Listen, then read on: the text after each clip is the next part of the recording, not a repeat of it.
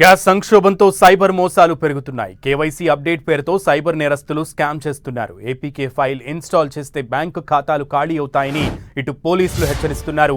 ప్రజలు అప్రమత్తంగా ఉండాలని హైదరాబాద్ సిపి సజ్జనార్ సూచించారు. గుర్తు తెలియని లింకులు క్లిక్ చేయొద్దన్నారు.